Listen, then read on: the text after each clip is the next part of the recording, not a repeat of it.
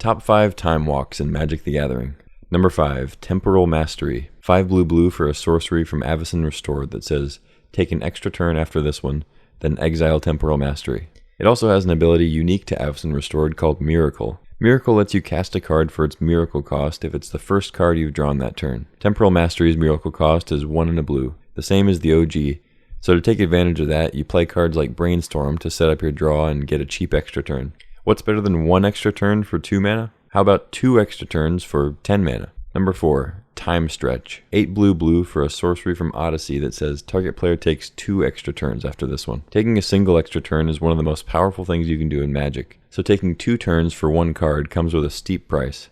Most archetypes can't effectively take advantage of a 10 mana card like this, but if you can resolve it, chances are you'll win. If you're looking for something more practical, you might like the next card on the list. Number 3, Time Warp. 3 blue for a sorcery from Tempest that says target player takes an extra turn after this one. For half the cost of Time Stretch, you get half the effect, which in this case is plenty. Plus, with cards like Snapcaster Mage, you can take advantage of the fact that Time Warp doesn't exile itself like most of the more recent cards with this effect. I say most recent cards because there is one card in particular that threw the extra card rulebook out the window. Number 2, Nexus of Fate. 5 blue for an instant from M19 that says take an extra turn after this one. Okay, at first glance this looks like a textbook time walk effect, but remember when I said it's an instant? That means not only can you take advantage of waiting until your opponent's end step to cast it, all the while holding up counter spells or other interaction, you could also pair it with a card called Wilderness Reclamation, an enchantment from Ravnica Allegiance that says you untap all your lands on your end step.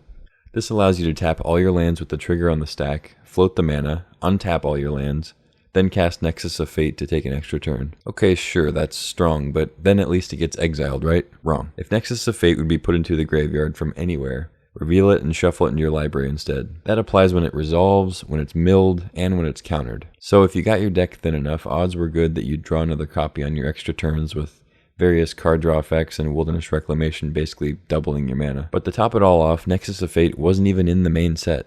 In paper, you could only get it as a foil box topper, which you received for buying a box of M19. The scarcity didn't stop people though, and it was easy enough to get copies on Arena and mtga. Soon Standard was completely overrun by extra turn machines. That is until Wizards threw another wrench into the bowl of wrenches and decided to give Nexus of Fate a half ban. It was declared to be banned in Best of 1 on Arena, but legal in Best of 3. Then Nexus of Fate and its partner in crime Wilderness Reclamation went on to be fully banned in Pioneer, Explorer, and Historic. Whew. Sorry for the rant, but this next one will be quick. The Kleenex, the Coca-Cola, the Band-Aid, the number 1 Time Walk in Magic.